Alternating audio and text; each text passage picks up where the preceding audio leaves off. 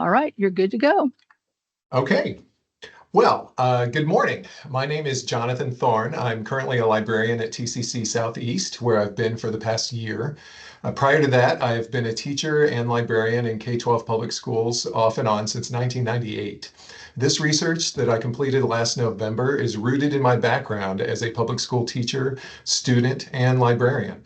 In my more recent role at TCC, I'm finding that it's just as applicable. Dual credit students represent 15% of the TCC student population. Public school is the environment they experience every day, and it's the environment in which our dual credit faculty are embedded. Schools should be a safe, joyful place, and right now it's not, especially in K-12 and especially in Texas. So some stats on this. First, students hate school. Moeller et al.'s research through Yale University found that high school students reported having negative feelings about school 75% of the time.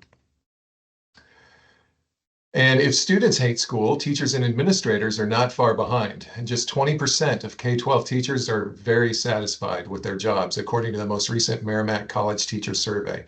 That's a 19% decline since 2012. Finally, in Texas, nearly 2/3 of school teachers said that they're thinking seriously about quitting the profession, according to the Texas State Teachers Association. So school children and increasingly teachers and administrators hate school.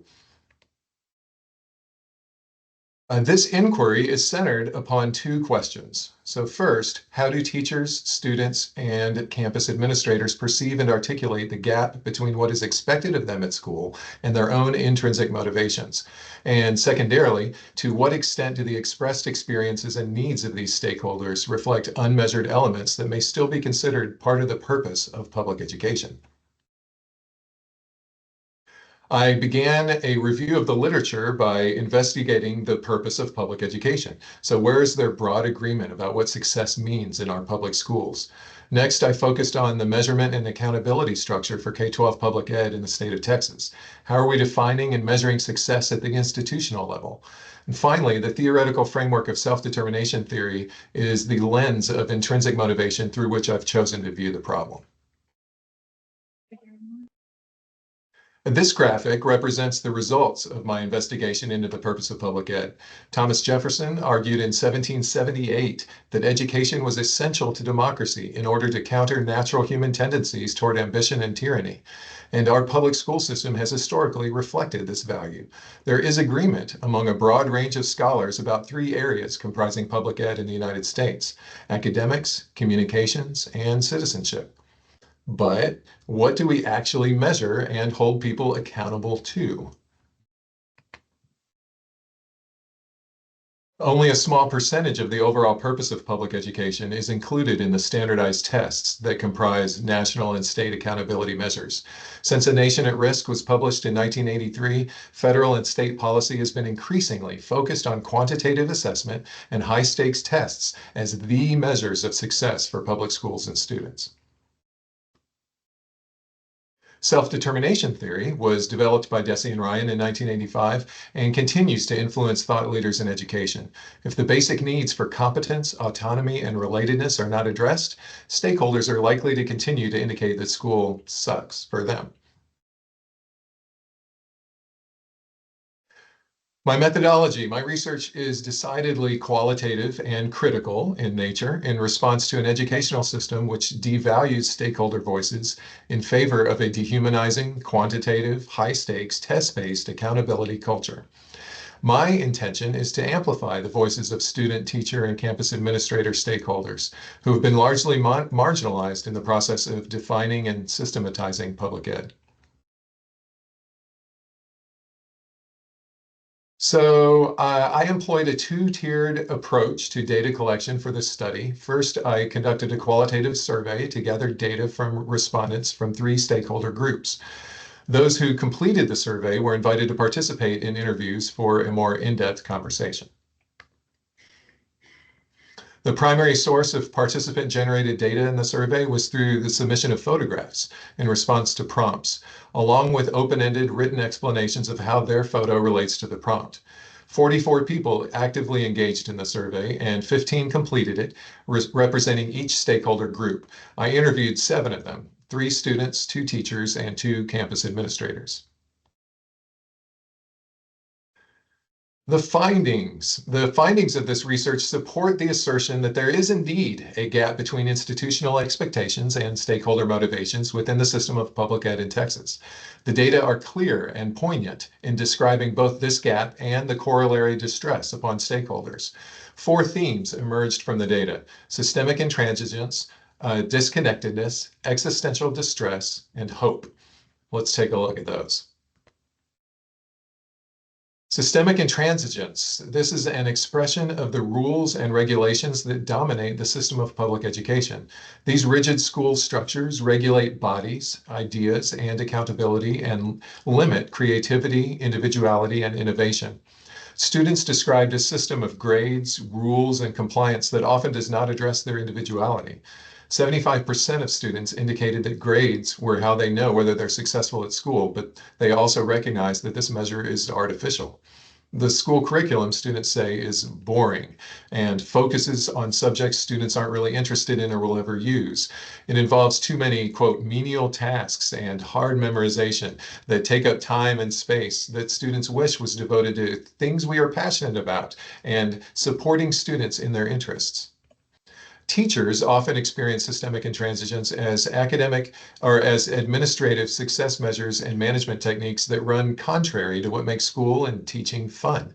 4th grade teacher Blair specifically lamented being relentlessly questioned about how activities like reading books will help her students achieve state learning objectives or perform better on state testing. She said, quote, "When leadership puts all its eggs in the state testing and benchmark baskets, we lose sight of why we became educators in the first place. We just feel used." Administrators agreed that the school environment can be overly driven by compliance and expressed frustration with the state and federal bureaucracy they're required to oversee. Mandy, an elementary vice principal, said she feels like she is, quote, "drowning in a sea of meaningless paperwork," and identified extensive required documentation related to government programs as a time drain that keeps her from engaging with students and teachers. Mandy also expressed moral outrage at how the system negatively impacts the most vulnerable students. Quote, "I've got a refugee student who comes in September to 4th grade, and they have to take the STAR test in April. They hardly speak outside of Arabic any more than hello. I mean, we're teaching them how to use a flush toilet because they're scared to flush a toilet because they've never seen a flushing toilet and the noise bothers them. And they've got to turn around by April and take a STAR test? It's impossible. And yet that's the standard the school is judged on and rated on, and that child is seen as a failure. So how is that equitable?" The systemic end quote. The systemic intransigence of the public school system is no mere annoyance to students, teachers, and campus administrators. The consequences of this environment are far-reaching and profound for those who have to navigate it every day. So disconnectedness, this is a mismatch between established school environments and its individual passions. Students, teachers, and administrators all express frustration with the school environment whose behavior management and quantitative priorities consistently stymie their attempts to pursue the aspects of education that they are passionate about, using language like, again, menial tasks and teaching for the sake of testing and assessment data and compliance. Sputtering token investment in individual interests is far outweighed in the student psyche by the voluminous amount of time spent on drudgery.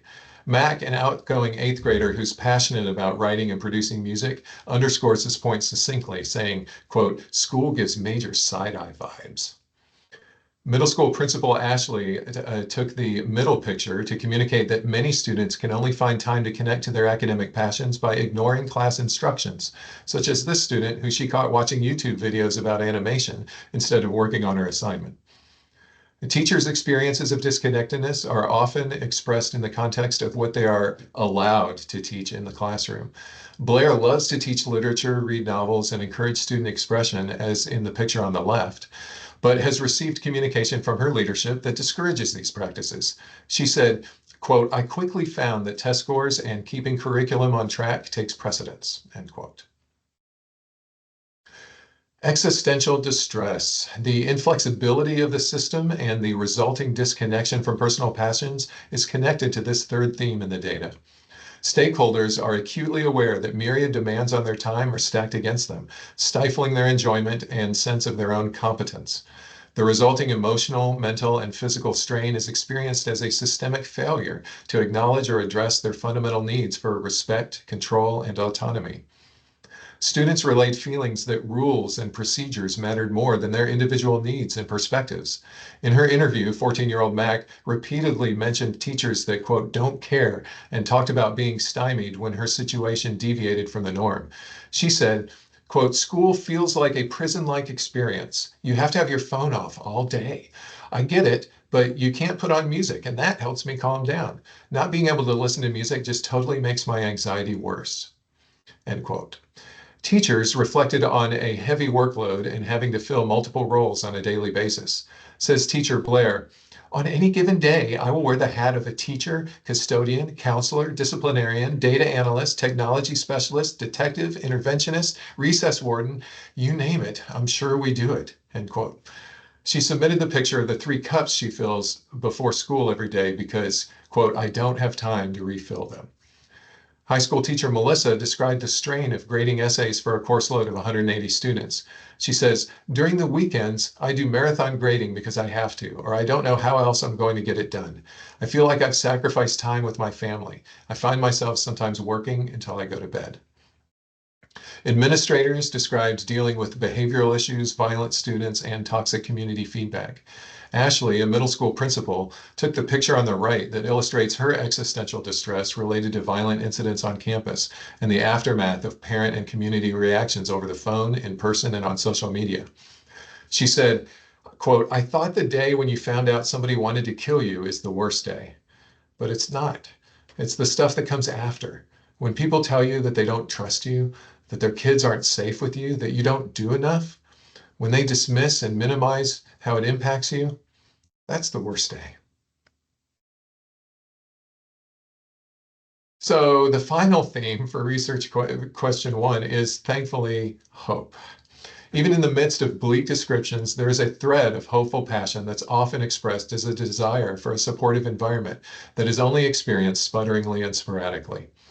Nicole, a high school senior, makes this clear-eyed assessment. Oops, I'm still on existential distress. Sorry. There we go. There's hope. Yay. So Nicole talks about how her passions have intersected with her school experience. She said, I wanted to be able to pursue the activities I wanted to pursue whilst having fun with my friends more often. I am extremely passionate about filmmaking, and when I had the opportunity, I would have an excellent time, but school rarely supported me in the way I'd prefer.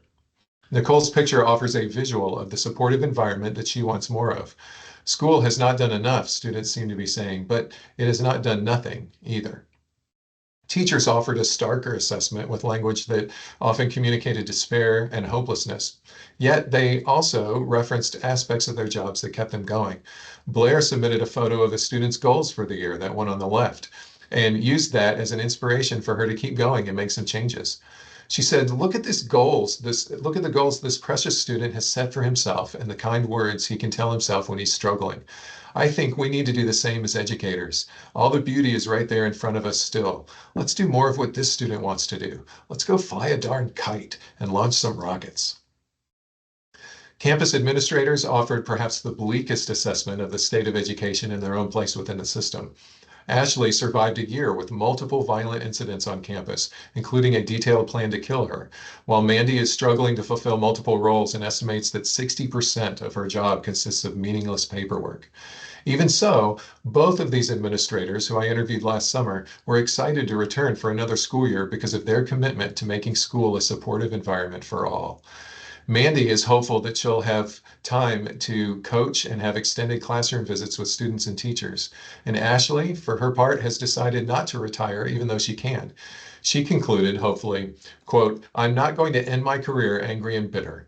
I'm going to really focus on building capacity in my other leaders that are with me, and I'm going to find the joy in everything. I'm looking forward to progress. I'm looking forward to excitement. I'm looking forward to being whole again.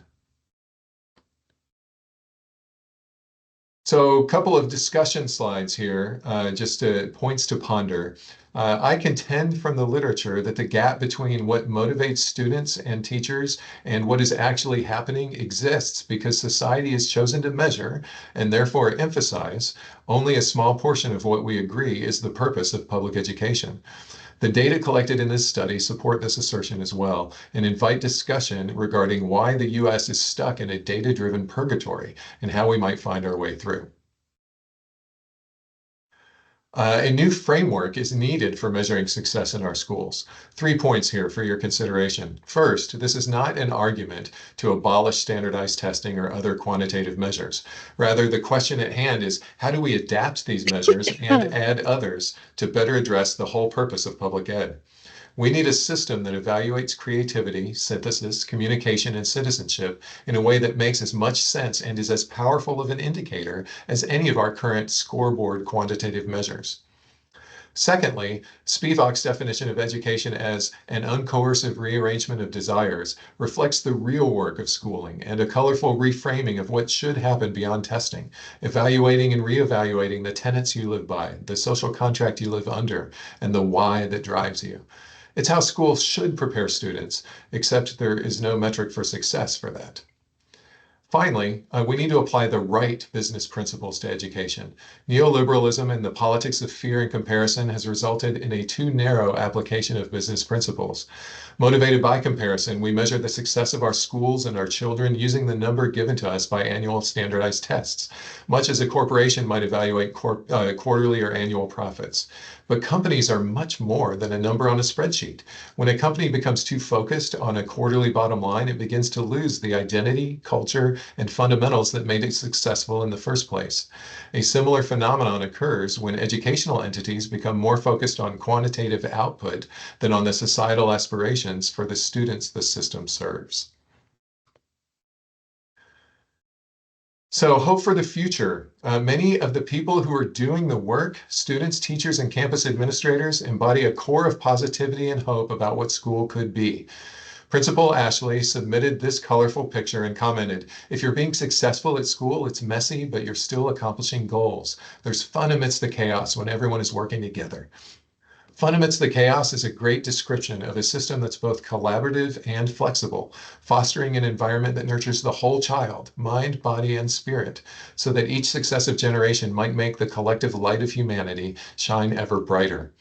Fostering this kind of environment isn't beside the point or a kind of icing on the cake of education. It's the whole point. It's the entire cake, which brings me to my final thoughts. As I consider this research and my own motivations, I see a through line that animates and inspires me, joy, born of surprise and delight as someone experiences a space designed for them. I have seen this joy on the face of my eldest daughter as we push to the front of concerts at music festivals, yes, including Chapel Roan last year. She said, "A space where there is joy, where there wasn't before." Why can't school be like this for children as we empower teachers and administrators to create these kinds of spaces? Spaces designed for them where they can safely wrestle with hard things, find a community of fellow travelers, and flourish as participants in a society that values the unique contributions of its citizens. This is my motivational grounding for the work I do at TCC, to make a space where there is joy, where there wasn't before.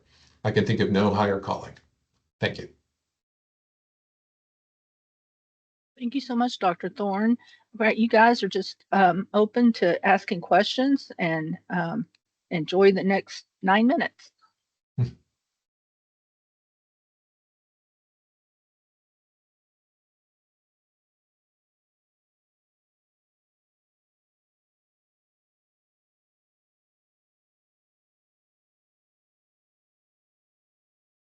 I appreciate the hand clapping. Feel free to use the chat. We just got a question in about citizenship.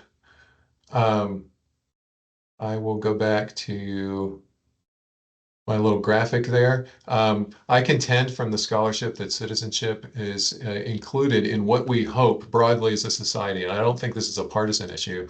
We hope that students experience citizenship aspects to their education, like democratic participation in society, activism, altruism, and empathy. These are all part of just functioning as a corporate member of society. So that's my citizenship contention.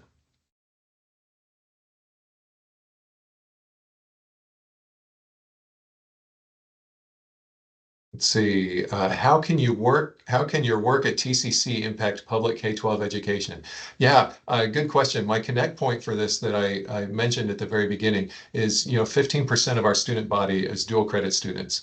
And those are all ages in high school, mostly high school, maybe even some eighth graders now and then, but say roughly 14 to 18. And they're embedded in the public schools for the most part. And we have TCC instructors that we hire to be embedded in there with them. So we are already participating in this environment that I describe as public ed, and I'm hopeful, that 15% is likely due to the state funding models and the way things are going to only increase for us. And I'm hopeful that as TCC continues to strengthen its partnerships with school districts and public education, the K-12 side of things writ large, that we'll be able to have some kind of an impact on this environment. Certainly in the classrooms in which our instructors are delivering instruction, we can begin to create islands that incorporate some of these values. Hi there, Dr. Thorne. Hi. My name is Edward Hicks, and I'm the District Director of Educational Partnerships, and I oversee our dual enrollment partnerships. And I actually just wanted to make a small correction.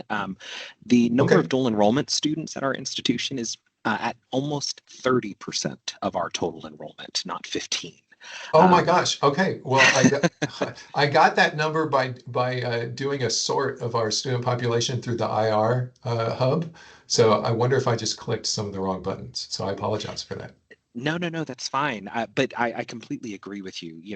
Many of these dual enrollment students, we have, just over 13,000 in any given annum, and we service those students at about 127 high school campuses, as well as on our own campuses. And so there's certainly plenty of opportunity to make a positive impact on those students while they're currently in their K-12 experience. For many of those students, we hear, at least anecdotally, that dual enrollment is really their opportunity to pursue some of that flexibility and academic freedom that isn't always an opportunity in the high school environment. So thanks so much for mentioning that. Sure, sure. One of my interviewees was a person who is connected to dual enrollment, and they said that they are they don't feel connected to the staff at the high school. And so I wonder, as we continue to strengthen our relationships, whether some of our dual enrollment instructors will become more adopted and thus be able to have more of an impact in that environment that they're being embedded in. I hope so as well.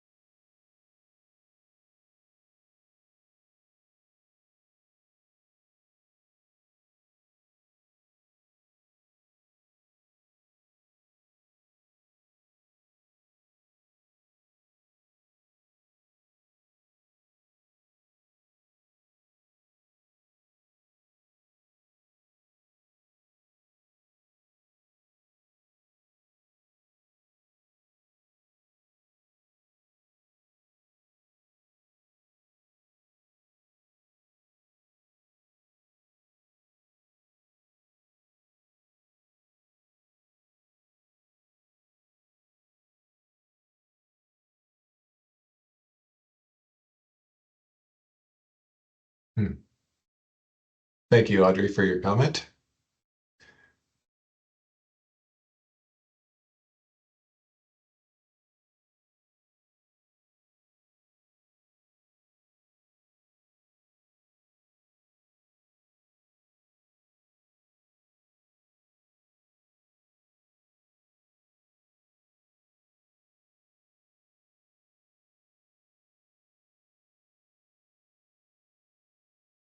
Hmm. Thanks, Ed. Appreciate it.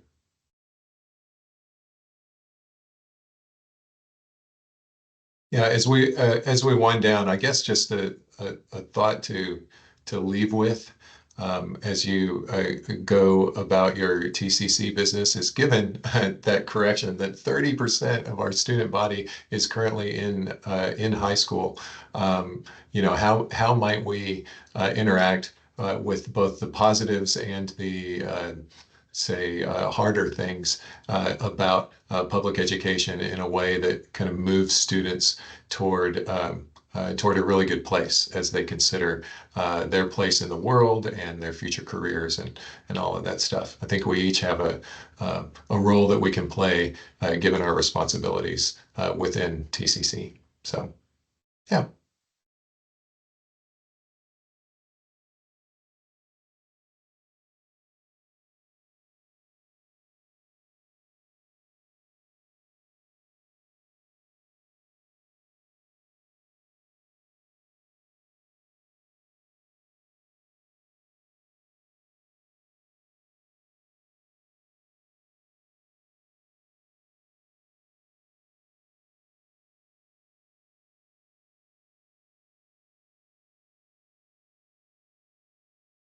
Okay, well, if there are no more questions or comments, I am going to take it upon myself to try to stop this meeting without having recording continue on in perpetuity. So yeah, guys, thank you very much for coming and check out some of the other presentations that are happening.